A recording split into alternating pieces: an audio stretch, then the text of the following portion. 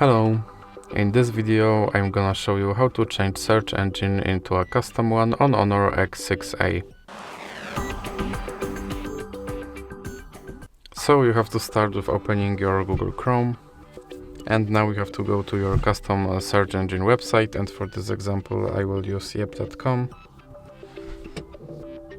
And now you have to search something using your custom search engine.